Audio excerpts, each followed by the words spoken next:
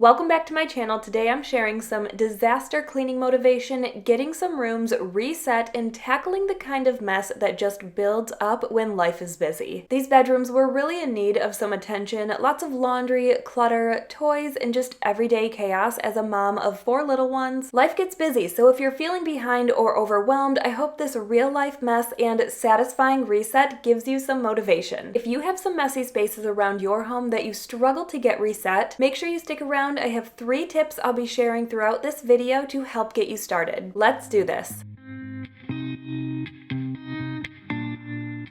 The first thing I'm doing is just showing you around so you can see exactly how much of a disaster these rooms actually are before we begin. That way you can see the major transformation that's about to happen. I'm starting in my bedroom because I just recently deep cleaned, decluttered, and organized this room, and I'm trying so hard to maintain it because I do not want it to end up where it started. It's a bit messy in here, but nowhere near where it was, and it didn't end up taking me very long to get it picked up and organized once again. We're going to start right away with tip number 1. Now remember, everybody deep cleans, declutters, and organizes a little bit different, and that is okay. These are tips that work for me, and if you're struggling to find something that works for you, hopefully these tips will help. So tip number 1 is the visible first rule. I do this in every single space I clean, no matter where it is. It's just the easiest way for me to get my momentum going and know exactly where to start. The visible first rule is when you tackle what you see first, be it clothes on the floor, dishes, trash. These quick wins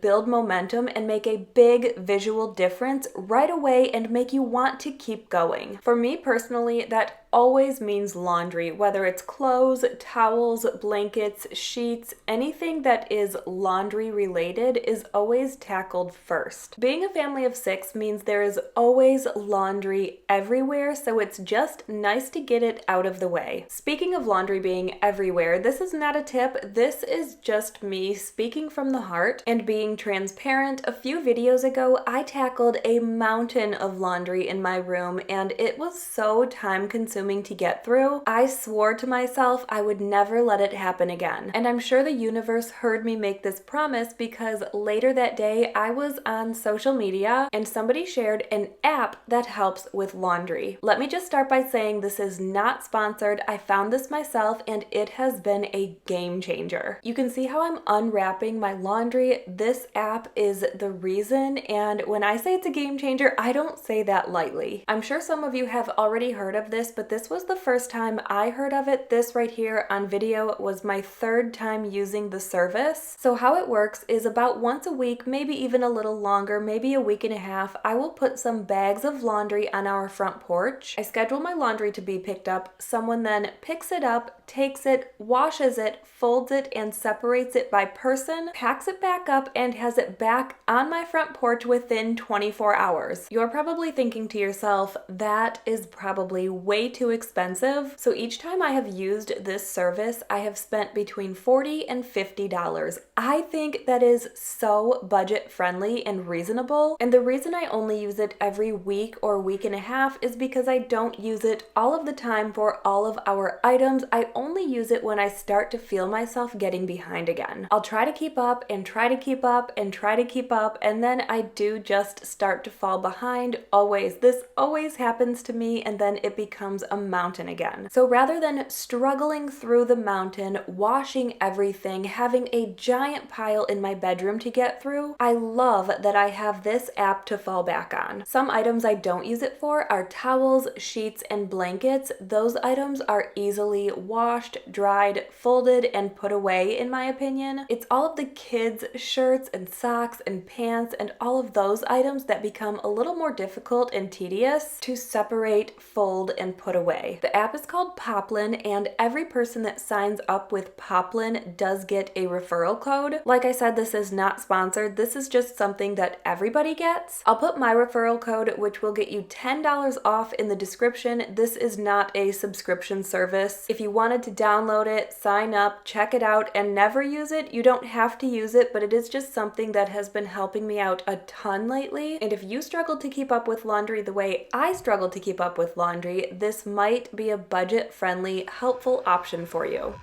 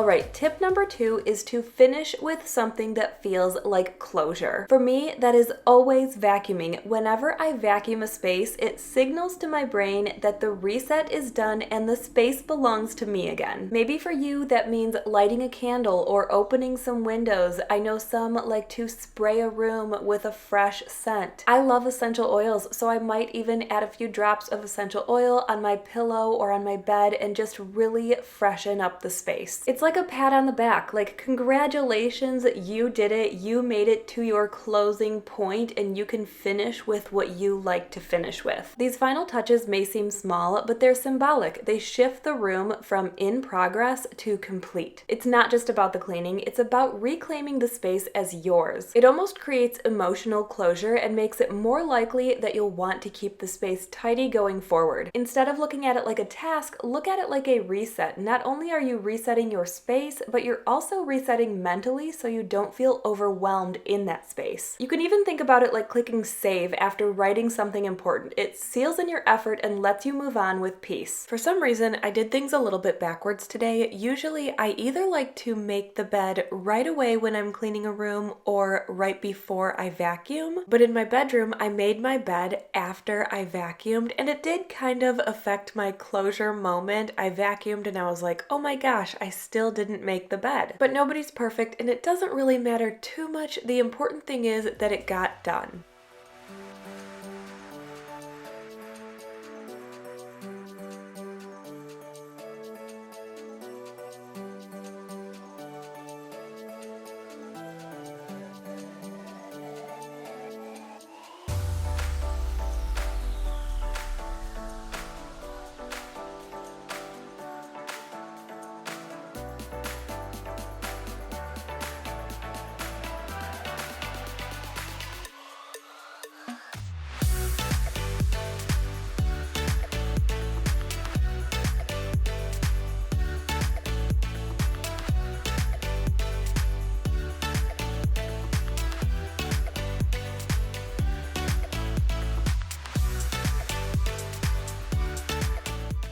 We have finished up in my bedroom and we're moving into my youngest son's room, Wyatt. All of my kids' rooms are pretty messy and they all need their bedding changed. Of course, typically my kids help pick up their room, but sometimes it's just easier and quicker to get it done without them. We're gonna jump backwards to tip number 1 real quick because again, in this space, the first thing I did was pick up all of the clothes all over the ground, and I just want to talk about it a little bit deeper for somebody who may be struggling a little bit more. Maybe your house is very, very cluttered. Maybe there's things everywhere, all over the floor, all over every surface. In that case, it may be quite a bit more difficult for you to use the visible first rule because maybe everything is visible, and where do you even start? So I want to give you a different but similar approach to start making progress on the mess. In your case, I would focus on pathways. Now, this is obviously a very severe case of messiness,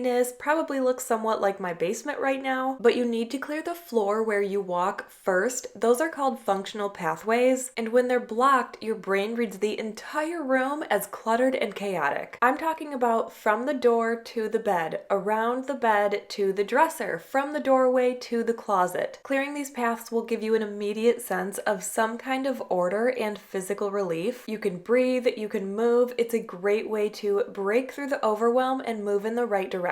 Even if the rest of the room still needs work, just being able to walk through without stepping on piles makes a huge emotional difference.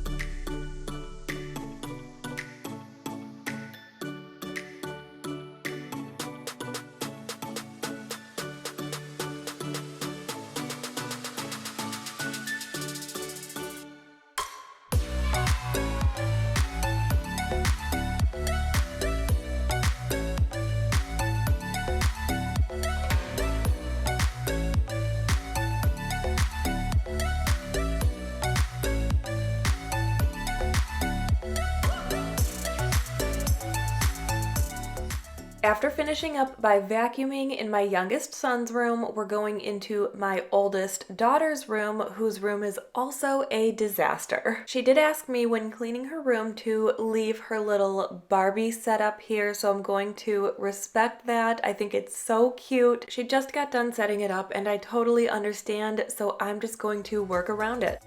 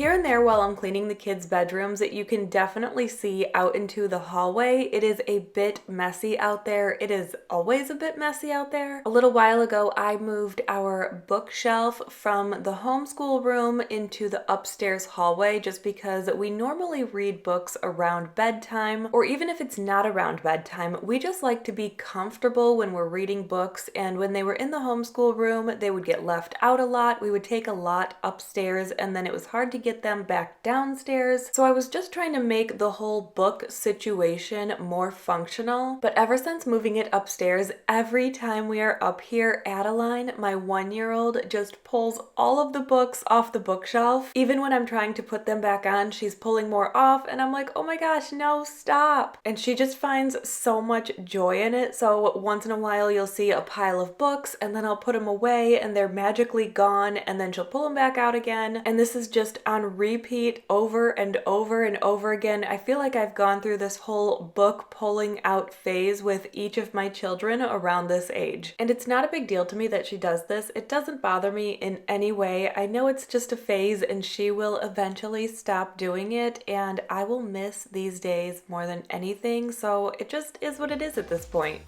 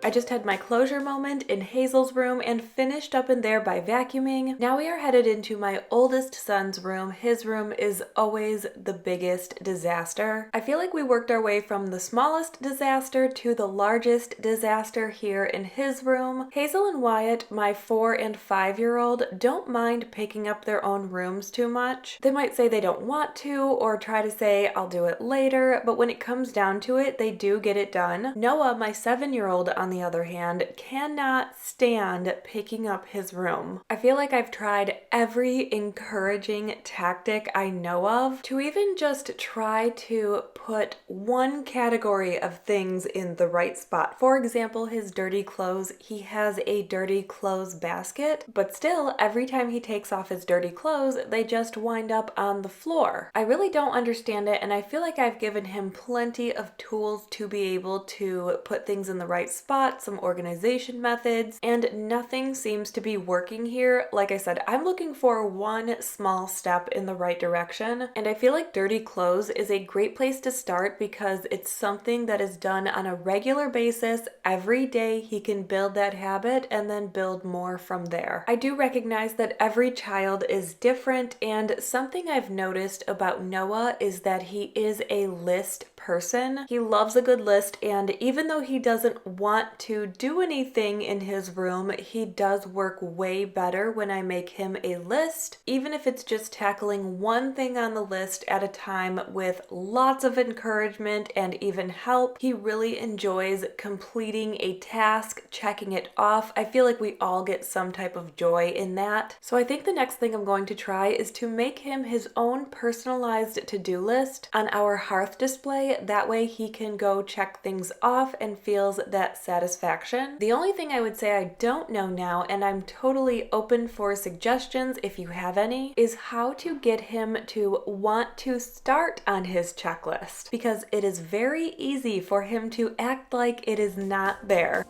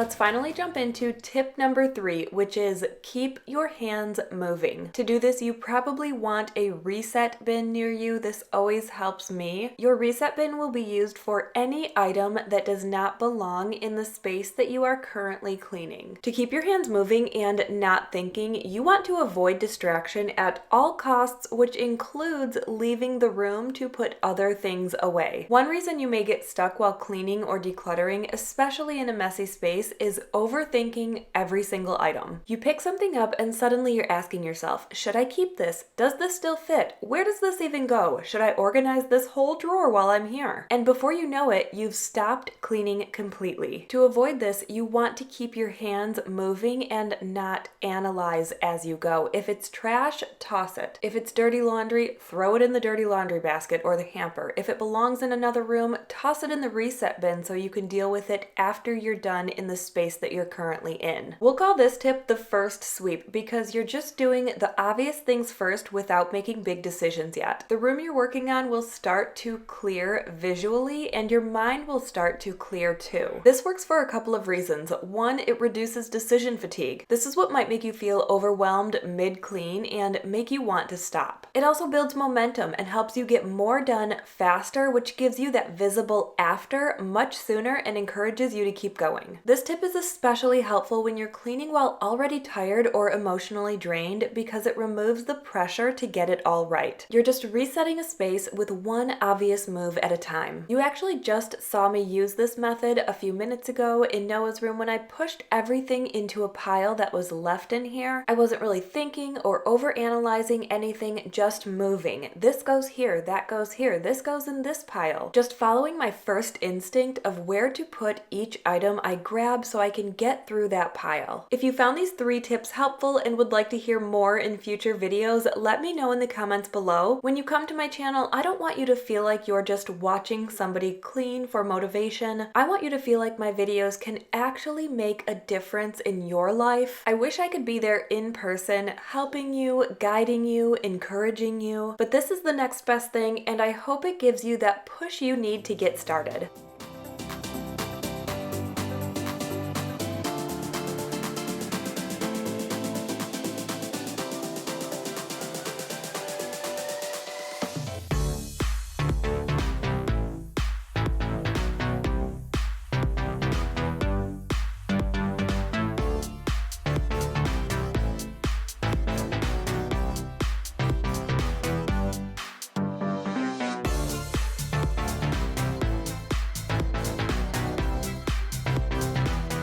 Wiggling your little piggies.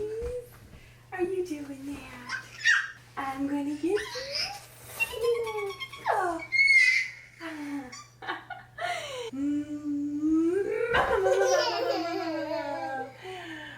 I'm gonna tickle you.